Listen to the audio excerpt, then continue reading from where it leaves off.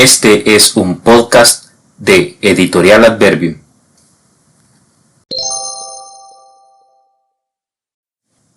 Hola, bienvenidos. Buenos días, buenas tardes, buenas noches, dependiendo de cuándo y a qué hora escuchen este podcast.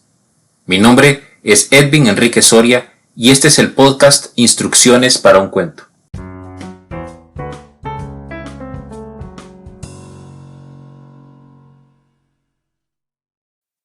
En este podcast, nuestros invitados leerán un cuento y nos darán instrucciones de cómo abordarlo. Esta iniciativa nace con la idea de compartir dos de mis mayores aficiones, los cuentos cortos y platicar para aprender. Además, compartir con gente a la que admiro y aprecio.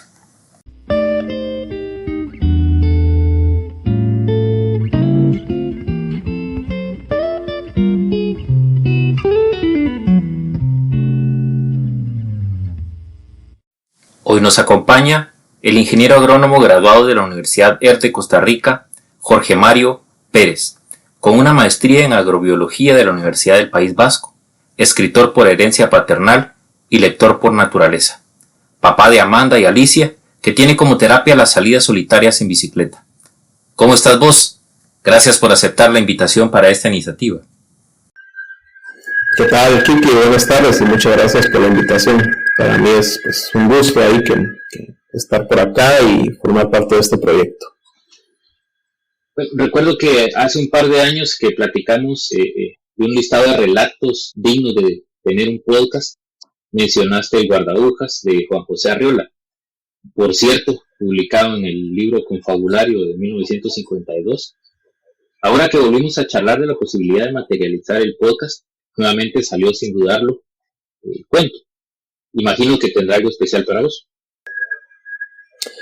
Sí, pues realmente este cuento yo lo leí por primera vez en Costa Rica, en el año 2005 más o menos, 2004-2005. Y en esos años, si recordás, estábamos con todo el tema del grupo Histéresis, que eran intercambios por correo electrónico, básicamente entre todos los integrantes, opiniones, lecturas.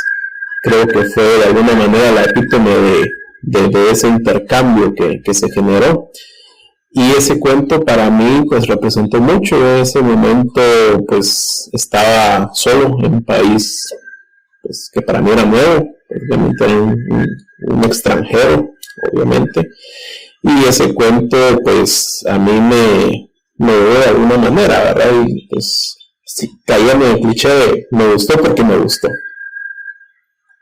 Sí, definitivamente hay cuentos que los lees a veces o documentos que los lees a veces y hay épocas para cada cosa. Puede que algo lo leas ahorita y no te haga ningún clic y mucho tiempo después pues sea realmente el momento en el que lo necesitabas leer o necesitaba aparecer, ¿verdad? Así es. Sí, de hecho este es un cuento que marcó mucho, fue una época de muchos descubrimientos. Yo en ese momento tenía 20 años más o menos, 21 años, todo tema de literatura, el tema de música. Como anécdota, yo este cuento lo leí para para la noche de la graduación de la universidad. Yo estaba en un grupo de literatura de la universidad y de alguna manera me pidieron que leyera algo para esa noche. Obviamente aburrida media prevención leyendo ese cuento en frente de todos, pero para mí significó mucho, ¿verdad? Y recuerdo muy bien que de fondo estaba sonando Café Tacuba, pues por todo el tema ahí de la mexicanidad del cuento, y para mí representó mucho, la verdad. Me llega. Mira, dentro de las situaciones que en determinado momento Cortázar escribió, hay algo que a mí me llama mucho la atención y han sido los relatos que él nombró instrucciones para darle cuerda a un reloj, instrucciones para usar una escalera, y de ahí más o menos viene también el nombre del podcast. ¿Vos crees que podría haber instrucciones para leer el cuento? Que nos dieras algo. Sí, definitivamente. Yo creo que todos los cuentos como dijiste anteriormente, tienen su momento, tienen su época y su impacto, definitivamente. ¿Cuáles son las instrucciones para leer este cuento? Primero, haber nacido en un país denominado tercermundista, se podría decir. Eso te da una realidad totalmente acorde a esto. Este cuento, bueno, ya vamos a hablar de esto en unos momentos, pero fue escrito a mediados del siglo pasado, cuando la modernidad y la industrialización llegaba a México. Entonces es una parte de realismo mágico que a uno le impacta y que quizá viviendo en un país industrial no hubiera tenido sentido. Así que yo creo que si hay instrucciones, esto, la arbitrariedad de haber nacido acá, la espontaneidad de leerlo en esa época y que todavía siga representando, y cuál es otra instrucción para poder leerlo.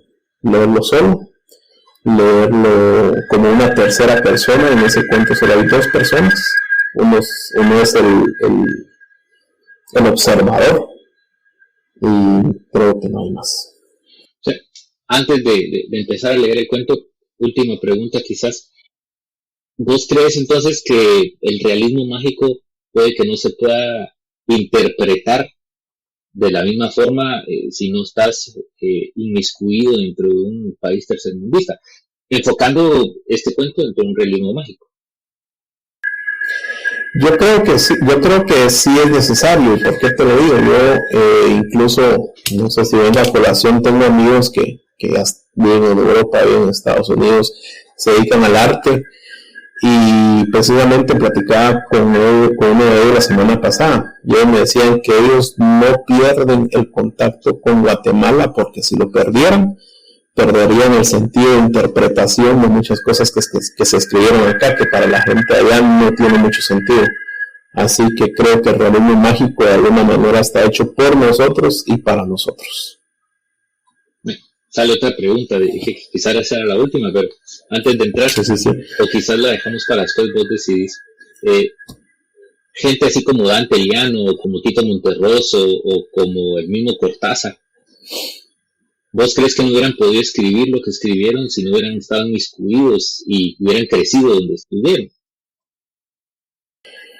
Yo creo que no. Yo lo mismo que me preguntaras de un Kafka, por ejemplo, ¿verdad? O sea, ¿será que Kafka hubiera podido escribir eso si no hubiera nacido allá en la ex Unión Soviética, por ejemplo, ¿verdad? Yo creo que no. Yo creo que sería otra versión totalmente diferente. O que James Joyce no hubiera nacido en Irlanda, ¿verdad? O sea, no, creo que la localidad y el medio te da muchos factores para poder crear lo que creaste. En este caso, mencionas Cortázar, Miguel Ángel Asturias, creo que le dieron lo propio. Quizá la única excepción para mí, y te digo que no conozco mucho, sería Jorge Luis Borges. Jorge Luis Borges, si bien es argentino, si bien es latinoamericano, en su vida como tal fue muy europea. Entonces ese creo yo que es una mezcla bastante interesante entre el realismo mágico latinoamericano y un poco la influencia europea que él nunca quiso ser de acá, y eso se refleja mucho en sus libros. Sí, Borges es un enciclopedista. Básicamente vos no sabes si te está contando la realidad o te está inventando algo, pero hay muchas citas y muchas situaciones que suceden en los relatos de él, que básicamente vos te las tenés que creer, ojalá una situación verdadera y la convierte en otra totalmente distinta. Pero bueno, entrémosle a lo bueno, y qué tal si nos lees el relato. Sí. Ok, bueno, como dijiste al inicio, pues el cuento es titulado Guardahujas, de Juan José Arriola. Guardahujas, pues básicamente es una persona que se dedica a mover las agujas de los relojes de las estaciones del tren. Y vamos a empezar con un relato. El forastero llegó sin aliento a la estación desierta. Su gran valija, que nadie quiso cargar, lo había fatigado en extremo. Se enjuguó el rostro con un pañuelo y con la mano en visera miró los rieles que se perdían en el horizonte. Desalentado y pensativo consultó su reloj, la hora justa en que el tren debía partir. Alguien, salido de quién sabe dónde, le dio una palmada muy suave. Al volverse el forastero se halló ante un viejecillo de vago aspecto ferrocarrilero. Llevaba en la mano una linterna roja, pero tan pequeña que parecía de juguete. Miró sonriendo al viajero, que le preguntó con ansiedad: «¿Usted, perdone, ha salido ya el tren? ¿Lleva usted poco tiempo en este país?» «Necesito salir inmediatamente. Debo hallarme en T mañana mismo». «Se ve que usted ignora las cosas por completo. Lo que debe hacer ahora mismo es buscar alojamiento en la fonda para viajeros», y señaló un extraño edificio ceniciento que más bien parecía un presidio. «Pero yo no quiero alejarme, sino salir en el tren». «Alquile usted un cuarto inmediatamente, si es que lo hay. En caso de que pueda conseguirlo, contrátelo por mes. Le resultará más barato y recibirá mejor atención».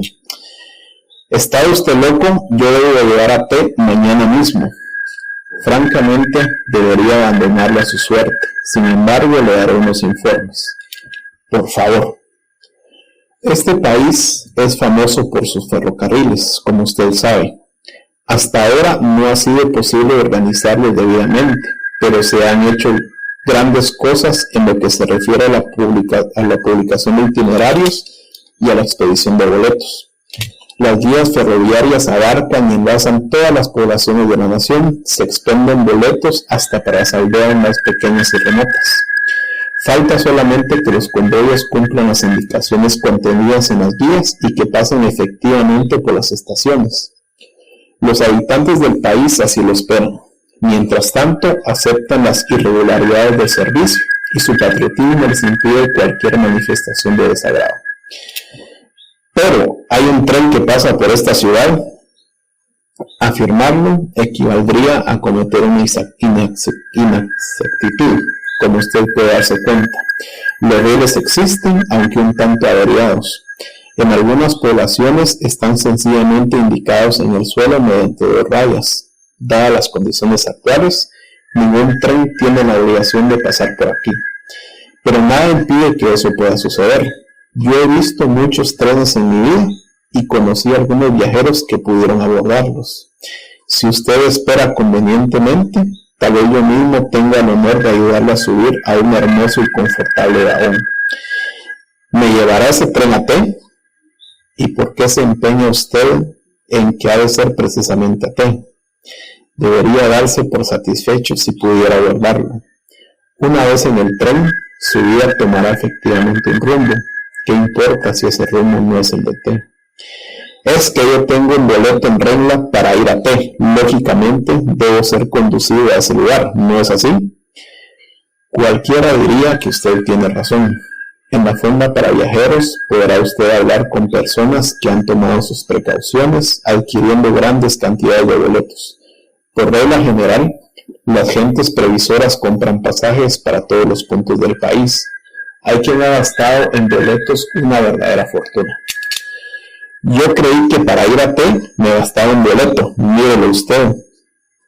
El próximo tramo de los ferrocarriles nacionales va a ser construido con el dinero de una sola persona que acaba de gastar su inmenso capital en pasajes de ida y vuelta para un trayecto ferroviario, cuyos planos, que incluyen extensos túneles y puentes, ni siquiera han sido aprobados por los ingenieros de la empresa. Pero el tren que pasa por T ya se encuentra en servicio, y no solo ese, en realidad, hay muchísimos trenes en la nación y los viajeros pueden utilizarlos con relativa frecuencia. Pero tomando en cuenta que no se trata de un servicio formal y definitivo, en otras palabras, al subir a un tren, nadie espera ser conducido al sitio que desea. ¿Cómo es eso? En su afán de servir a los ciudadanos, la empresa debe recurrir a ciertas medidas desesperadas. Hace circular trenes por lugares intransitables. Esos convoyes expedicionarios emplean a veces varios años en su trayecto y la vida de los viajeros sufre algunas transformaciones importantes.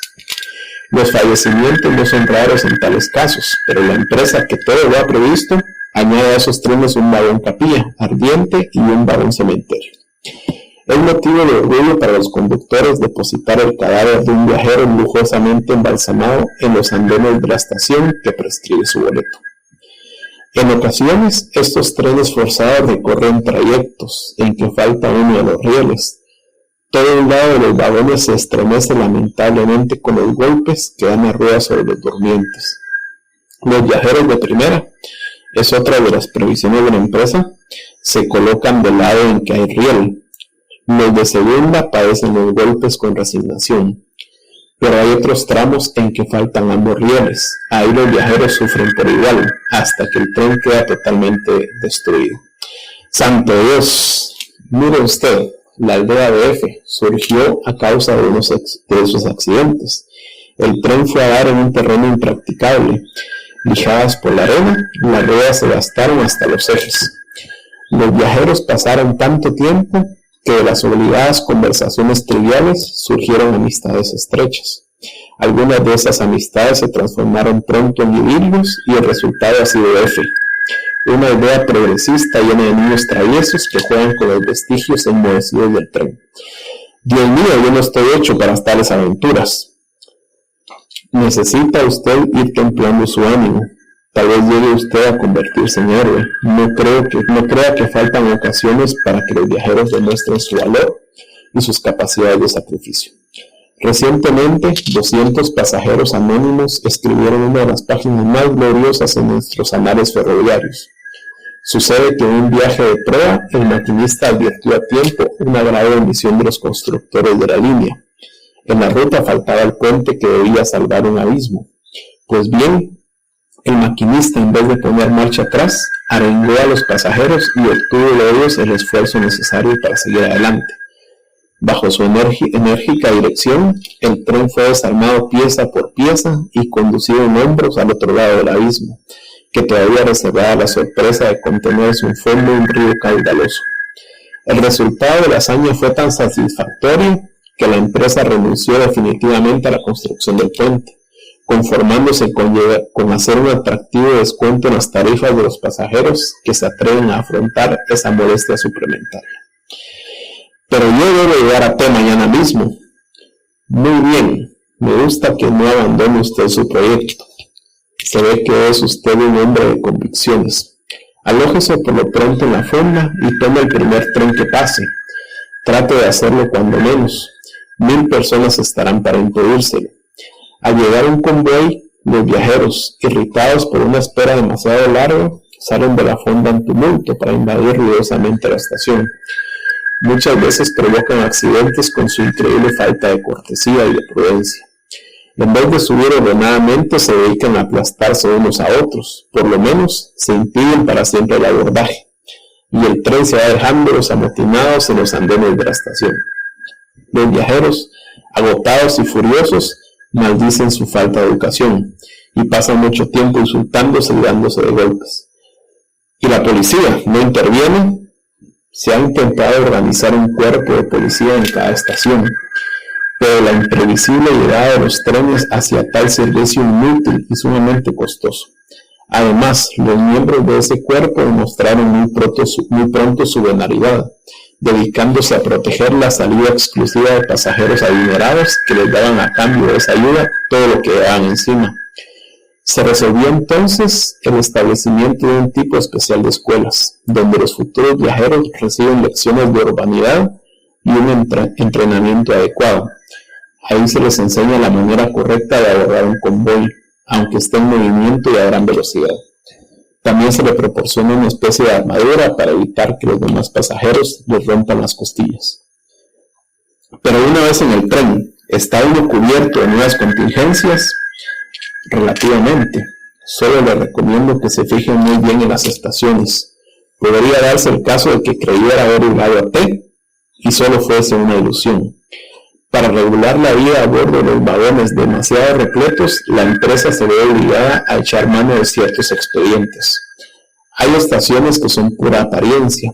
Han sido construidas en plena selva y llevan el nombre de alguna ciudad importante. Pero basta poner un poco de atención para descubrir el engaño. Son como las decoraciones del teatro y las personas que figuran en ellas están llenas de aserrín. Esos muñecos revelan fácilmente los estragos de la intemperie, pero son a veces una perfecta imagen de la realidad. Llevan en el rostro las señales de un cansancio infinito.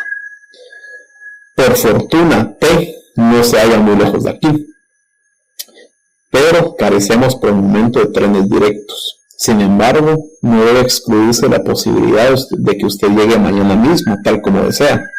La organización de los ferrocarriles, aunque deficiente, no excluye la posibilidad de un viaje sin escalas. Vea usted, hay personas que ni siquiera se han dado cuenta de lo que pasa. Compran un boleto para ir a T, viene un tren, suben y al día siguiente oyen que el conductor anuncia hemos llegado a T. Sin ninguna precaución alguna, los viajeros descienden y se dan efectivamente en T. ¿Podría yo hacer alguna cosa para facilitar ese resultado? Claro que puede usted. Lo que no se sabe es si le servirá de algo. Inténtelo de todas maneras. Sube usted al tren con la idea fija de que va a llegar a T. No trate a ninguno de los pasajeros. Podrán desilusionarlo con sus historias de viaje y hasta denunciarlos a las autoridades. ¿Qué está usted diciendo? En virtud del estado actual de las cosas, los trenes viajan llenos de espías. Estos espías voluntarios, en su mayor parte, dedican su vida a fomentar el espíritu constructivo de la empresa. A veces uno no sabe lo que dice y habla solo por hablar, pero ellos se dan cuenta enseguida de todos los sentidos que puede tener una frase, por sencilla que sea. Del comentario más inocente saben sacar una opinión culpable.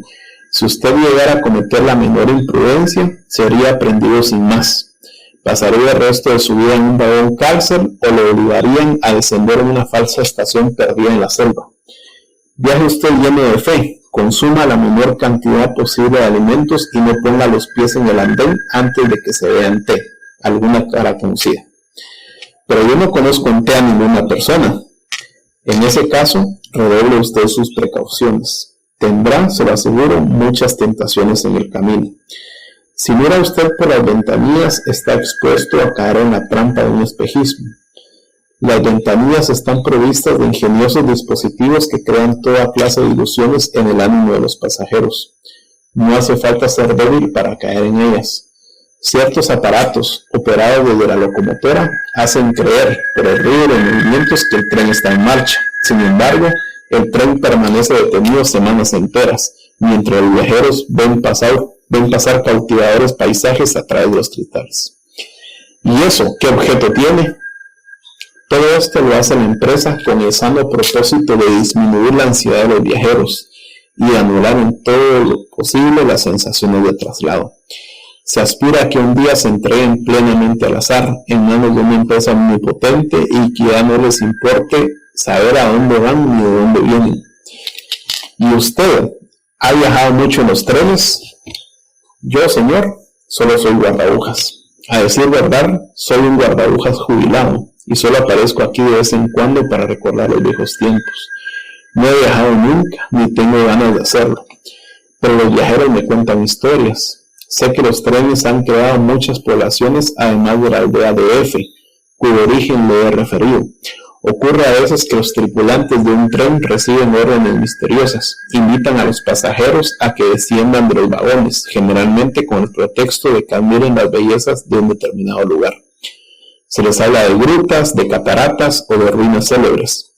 15 minutos para que admiren usted la gruta tal o cual, dice amablemente el conductor. Una vez que los viajeros se hallan a cierta distancia, el tren escapa a todo vapor. ¿Y los viajeros? Vagan desconcertados de un sitio a otro durante algún tiempo, pero acaban por congregarse y se establecen en colonia. Estas paradas intempestivas se hacen en lugares adecuados, muy lejos de toda civilización y con riquezas naturales suficientes.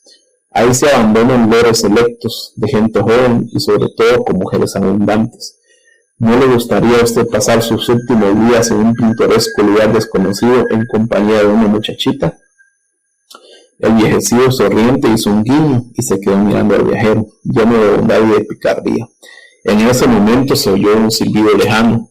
El guardabujas dio un brinco y se puso a hacer señales ridículas y desordenadas con su linterna. ¿Es el tren?, preguntó el forastero. El anciano echó a correr por la vía, desaforadamente. Cuando estuvo a cierta distancia, se volvió para gritar: «Tiene usted suerte, mañana llegará a su famosa estación». «¿Cómo dice que se llama?» «X», contestó el viajero. En ese momento el viejecillo se disolvió en la clara mañana, pero el punto rojo de la linterna siguió corriendo y saltando entre los rieles, imprudente al encuentro del tren. Al fondo del paisaje, la locomotora se acercaba como un ruidoso advenimiento. Sí. Gracias. Muy buena lectura. Como comentabas, el guardabujas básicamente es la persona que va a estar encargada de hacer los movimientos de las líneas del tren en determinado momento.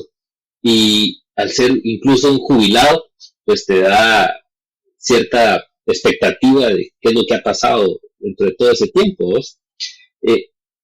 A primera vista podríamos decir que bueno, una muy buena lectura, primero que todo. Y lo otro es que algo que me gusta mucho de la literatura siempre son los inicios, y el de este no se queda atrás, ¿verdad? Dice: el forastero llegó sin aliento a la estación desierta. Su valija, que nadie quiso conducir, le había fatigado en extremo. Se enjugó el rostro con un pañuelo y con la mano en visera miró los rieles que se perdían en el horizonte. Desalentado y pensativo consultó su reloj, la hora justa en que el tren debía partir. Aun cuando es una situación totalmente aislada y fuera de todo contexto, nos engaña en cierta forma el escritor, diciendo que las cosas que van a suceder predecibles en una estación de tren, pues son las que van a pasar ahí, pero al final es algo que no va a suceder. Así es. Sí, de hecho, bueno, yo entrando puramente al tema del cuento, lo primero que me llamó la atención cuando lo leí y que lo sigo viendo ahora, de hecho, es que el lenguaje que utiliza, si bien es una prosa, si te das cuenta, no es una prosa poética o no es una prosa figurativa, es un lenguaje bastante plano, bastante burocrático, se podría decir, sobre todo cuando habla de guardabujas, ¿verdad? De hecho, él es bastante objetivo en decir las cosas y usa un lenguaje, pues me repito, muy burocrático, ¿verdad? ¿Y a qué viene esto? La primera impresión que puede causar es una crítica, se podría decir, al sistema ferroviario mexicano del mediados del siglo XX. Si lo ves así como una primera mirada, en ese tiempo pues estaba todo el tema de la modernización en ese país, y creo que es muy, digamos, la contemporaneidad nosotros la podemos percibir directamente, ¿verdad? Luego, ya viendo el sentido del cuento, como vos dijiste, ya interpretándolo más bien, a mí me parece un cuento bastante desértico y caótico. Desértico en el sentido que yo siempre que pienso en ese cuento me imagino a los dos personajes en medio de la nada, a la par de una ferrovía, y no hay nadie más, y no hay edificios, no hay casas, no hay árboles, no hay nadie cerca, ¿verdad? Solo están ellos dos en medio de la nada. Entonces me parece un cuento bastante desértico, muy parecido quizá a Pedro Páramo, cuando llega a Comala y empieza a preguntar por su padre, ¿verdad? Realmente es una visión bastante desértica, muy propia de México, muy propia del norte de México, ¿verdad? Y sentís que estás ahí a la par de la soledad de los dos personajes, como dije originalmente. Sin embargo, como para que nos formemos una idea de todo esto, trayendo a colación tal vez alguna imagen que no sé si todos podrán compartir, ¿no se te hace algún tipo de imagen como de western? Como que si fuera alguno de los tres spaghetti westerns que se daban, y ver, no sé, Once Upon a Time o cualquiera de esas películas y un ambiente de esos con la estación del tren y el pueblo detrás, ¿verdad? Todo bien polvoriento y árido. Sí, no, de hecho, más que un western, se me hace un western tercermundista, tipo La Ley de Herodes. ¿Sí? Sí. A mí se me figura mucho esa película, La Ley de Herodes, que es un pueblito en medio de la nada que llega a la autoridad a establecer la modernidad del Nuevo México. Y Nuevo México extrapólice a la nueva Centroamérica, a la nueva Sudamérica, al nuevo país latinoamericano, ¿verdad? Y se llevan a establecer maquinarias, se van a establecer industrialización a esos pueblos, y al final pues es un caos realmente, ¿verdad? Como el mismo Guardahoja lo explica, que realmente llega el tren, pero no sabemos si va a llegar, a dónde va a ir, ha formado muchas aldeas. Le aconseja de hecho a la persona que quiere tomar el tren que adquiere un cuarto por mes, es decir, que no tiene seguridad si va a pasar o no, ¿verdad? Y eso, ya trayéndolo a un plano más normal o más común para nosotros, bueno, uno sale a esperar un bus y no sabe a qué hora va a pasar, si va a llegar, si va a dar vuelta por ahí, o qué va a pasar, ¿verdad? Es un poco la espontaneidad y el caos que se vive en estos países. Sí, sin embargo, también con esta nueva modalidad que nos ha dado la pandemia, pues también te puede suceder ese tipo de cosas ahora, y máxime ahora con tanto cambio y tanta situación que me ha tocado viajar últimamente. Hay gente que se queda en los aeropuertos porque, no sé, porque la prueba no le funcionó, o porque el país de un momento a otro cambió los requisitos para poder entrar. Al final es una antítesis del funcionamiento, pero también en determinado momento, si llegamos a tener ciertos factores, es algo que se podría repetir y que se está repitiendo de alguna forma, ¿no crees? Sí, no, totalmente. O sea, es parte de no tener una idea clara, y ahí tal vez pasamos a otra interpretación del cuento, el tema existencial, que creo que está muy intrínseco dentro de la lectura. El viajero llega con un destino manifiesto, de decir yo quiero ir a T, y yo sé que para llegar a T tengo que tomar este tren, y es muy existencial. O sea, yo quiero de aquí a 20 años tener una casa, una familia, un empleo, etcétera. ¿Qué pasa? Que te subís al primer tren y no sabes a dónde te va a llevar.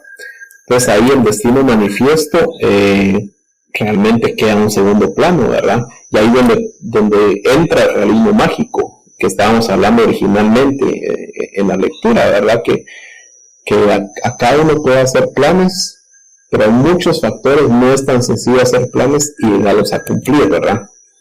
Y es un poco el tema de la lógica del absurdo, porque vos decís, ¿cómo va a pasar esto? O sea, si yo estoy tomando un tren que me va a llevar a P, ¿por qué me va a llegar a F? ¿O por qué me voy a quedar en una aldea? No tiene sentido, y es la lógica del absurdo acá. Y eso se puede interpretar de muchas maneras, ¿verdad? Desde un plano existencial hasta un plano político, si querés, ¿verdad? O sea, todo el tema de la lógica del absurdo, cuando ves en la política, es absurdo que todo el sistema actual esté hecho para enriquecerse unos pocos, ¿verdad? Sin llegar a tener esa discusión ahorita, que creo que no es el momento, pero es parte de, ¿verdad? Sí, al final es, como vos decís, puede darle un cierto tino de existencialismo dentro de todo, y una orientación de cómo la vida puede ser, porque vos te subís, como bien lo decís, a un vagón o compras un boleto para ir a cierto lugar, y al final de la vida no sabes exactamente a dónde vas a ir a parar. Una de las cosas que me gustó dentro de esto, que lo volví a releer ahora que platicábamos y que preparaba esto, es que dentro de ciertas situaciones que vos vas leyendo, no sé si solo a mí me pasó, pero vas teniendo sonrisas y agrados dentro de las perlitas que te va dejando el escritor dentro del cuento. Hay ciertas cosas que a vos te parecen inverosímiles, pero que ciertamente te dan un poco de gracia, de risa, las cosas tan ilógicas que está diciendo, que están sucediendo porque no están dentro de tu cuadro mental normal, ¿no? Así es, de hecho, se usa un lenguaje bastante humorístico en algunas partes, ¿verdad? Como decís, te saca alguna sonrisa, pero es parte de ese absurdo que es cómo va a pasar eso, cómo puede suceder eso en este caso, ¿verdad? Que no viene a colación. Y de hecho, yo lo veo, no sé si has tenido la oportunidad de leer un relato también que se llama Una confusión cotidiana, de Kafka, regresando a Kafka, ¿verdad? Que es muy parecida, que es que dos personajes quedan de encontrarse un día, pero nunca se encuentran y pasan muchos días y nunca se logran encontrar. Realmente el cuento va a eso, ¿verdad? Entonces es un absurdo decir, bueno, vamos a encontrarnos mañana y no, y es un infinito caótico. O sea, algo que va a ser siempre caótico, ¿verdad? Y no, ¿me entiendes? Les pasa cuando uno estaba todavía estandarizado el calendario y que Rusia tenía un calendario y los otros tenían un calendario y al final, a la hora de las horas a la guerra, ninguno de los dos llegó en la fecha que era, vamos, porque no hay una estandarización de las cosas, ¿sí? Y al final eso es a lo que estamos acostumbrados ahora. Antes las cosas no eran tan cuadradas o tan sistemáticas y podías esperar cualquier cosa. Ahora, en estos días, en esta vida que llevamos, pues todo tiene que llevar un cierto orden y eso es lo que quizás nos crea una situación de extrañeza a la hora de ir leyendo el libro, de cómo ese desorden totalmente ordenado se va creando alrededor de todo esto. Es un tipo de teoría del caos, ¿verdad? De que todo está ordenadamente desordenado, ¿no? Así es, y la misma incertidumbre. O sea, yo lo veo mucho y usando un poco el tema humorístico también, ¿verdad? Cuando uno va, y a mí siempre me da mucha curiosidad y pues, risa ver los rostros de las camionetas o de los carros de hoy salí y solo Dios sabe si volveré. Entonces es algo triste, quizá, porque vos sabes que cualquier cosa te puede pasar afuera, ¿verdad? Pero también es un poco existencial, si lo querés ver así, porque dejan su viaje al destino que lo lleve, y si regresan es porque Dios quiso que regresaran, y si no, pues porque Dios no quería que regresaran, ¿verdad? Entonces no es algo que uno pueda planificar como tal, aunque sería lo lógico, que es un poco lo que rebate este cuento, ¿verdad? Exacto, y que es algo que quizás nos ha enseñado mucho estos últimos 2 años con la pandemia, el hecho de hacer las cosas en el momento que puedes y en el momento que querés, porque no tenemos la vida comprada, sea indistintamente la creencia que tengas o cualquier otra situación, pues la vida se acaba, y si ya no puedes decir, hacer o expresar cualquier situación, pues se acabó y se acabó, ¿verdad? Al final, esta es una situación que también se ve, creo yo, en un guiño que se hace al final del cuento, en donde si te das cuenta, el destino original era T, pero al final dice que su destino es X. Es decir, nos empieza diciendo que tenés un destino original, pero al final, incluso si lo tomas de una forma matemática o de resolución de problemas, pues X es cualquier cosa. Sí, no, el remate del cuento es fabuloso. O sea, cuando el viajero dice que no esté, sino que él va a X, realmente es algo fantástico, porque la figura del viajero es como la figura seria, exigente y planificadora. Y al final de todo el discurso y todo lo que pasa por parte de los guardaújas, el viajero dice, no, yo no quiero ir a T, yo quiero ir a X. Entonces es bastante bueno. Ahora, ¿Vos crees que siguiendo con la temática del título de este podcast, crees que existan otras instrucciones para el relato? No sé, que hayan existido como escritor algunas instrucciones para poder abordar ese tipo de temas, o como lector ya después para releerlo, o que al final, no sé, para poder editar o publicar un libro o un cuento de estos en la actualidad se puede hacer, no sé, alguna otra instrucción que vos creas que puede girar alrededor del cuento. Sí, yo creo que como tal es lo absurdo de escribir, como tal, lo absurdo de escribir, o sea, ¿para qué estamos haciendo este podcast realmente, verdad? No es para obtener dinero, no es para hacerte la fama, no tiene un destino que diga yo estoy haciendo esto y dentro de 5 años voy a hacer el top 5 de los podcasts en Spotify. Sí, realmente es algo absurdo que estamos haciendo, y así como estamos haciendo el podcast, así podemos escribir, así podemos publicar. Hay cosas tan absurdas, por ejemplo, de uno autofinanciarse sus libros. Creo que vos lo has hecho, yo lo he hecho, mi viejo lo hizo, que cualquier persona sensata te podría decir ¿para qué estás haciendo eso? O sea, no tiene ningún sentido. Entonces, si hablamos de instrucciones, es dejar toda lógica a la par y seguir adelante. O sea, en lugar de ir a P, en algún momento ir a X y luego ir a Y y luego ir a Z, y realmente sin ningún sentido.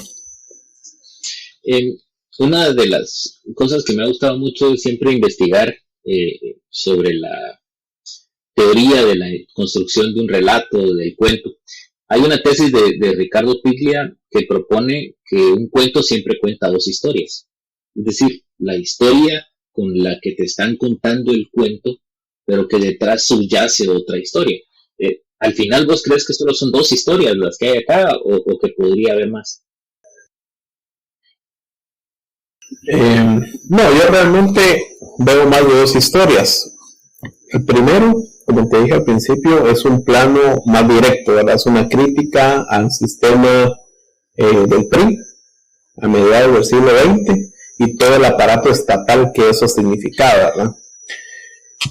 De hecho, a mediados del siglo XX fue cuando ya Pemex, o sea, el gobierno compró Pemex y empezó la bonanza industrial y todo el tema de México. La segunda es el tema existencial, como ya te mencioné, que es algo que es muy evidente. Cualquier persona creo que sería capaz de ver ese plano existencial. Luego está el plano espiritual, que yo lo veo también bastante claro en el tema del destino, porque realmente hay un caos y un destino, y en este cuento se conjugan las 2 posibilidades muy bien conjugadas. Entonces yo veo por lo menos 3 planos ahí, y seguramente, o sea, yo como Jorge Mario estoy viendo 3 planos, así como vos, así como otra persona podría ver muchos más planos, y esa es digamos, el sentido del cuento, ¿verdad? Porque no es un cuento plano, y da para muchas interpretaciones. Bueno, vos y yo pasaríamos hablando seguramente bastante tiempo, pero en aras de que la gente no se nos aburra, porque al final creo que los más entretenidos en esto somos nosotros dos, como quisiera cerrar el podcast, algo que querrás decir de último. No, pues realmente yo creo que la literatura latinoamericana tiene mucho por descubrirse todavía, personal, y te estoy hablando en plano personal. Yo a veces he leído de otros autores, quizá de habla inglesa o de otras latitudes, pero ¿por qué vale la pena leer la literatura latinoamericana? Primero, por el tema que hablamos originalmente, es ese absurdo tercermundista que solo nosotros podemos comprender. Segundo, el tema de la puritanidad del lenguaje. O sea, el lenguaje a vos te dice mucho, y no hay nada como leerlo en un idioma original, y no una traducción, por ejemplo, ¿verdad? Que no le quita el valor, pero no hay como una experiencia, digamos, original en esa parte. Así que yo creería que la literatura latinoamericana, ya para ir cerrando, es algo que tenemos que explorar. Hay mucho todavía que no hemos leído seguramente. Y pues básicamente eso. Sí, te apoyo en eso. Yo estoy descubriendo últimamente, te hablo unos 4 o 5 años atrás, el boom que hay sobre escritoras, cuentistas, está formidable. En algún momento platicaremos de eso, pero sí, realmente hay mucho por descubrir. Y sí, la lectura en el plano de la lengua materna creo que nos da una mejor visibilización de cómo están las cosas. Bueno, brother, para de último, tal vez a razón de homenaje, sabes que te quiero un montón, te aprecio un montón, y a tu viejo también lo queríamos y lo vamos a seguir queriendo un montón, al gran Don Muñeca, a tu familia, te quiero un montón, te admiro mucho y sabes que aquí estamos para cualquier cosa. Igual, mi hermano, la verdad que para mí es una satisfacción que podamos todavía conservar esta amistad, esa relación después de tantos años. Realmente vos y yo nos conocimos con mi papá y creo que no hay mejor homenaje para él que hoy estar sentados acá hablando de literatura y yo en la silla donde él se sentaba a hacer todo. Así que aquí estamos, te mando un fuerte abrazo. Y igual, te quiero mucho. Gracias. Nos vemos. Bueno, hasta luego.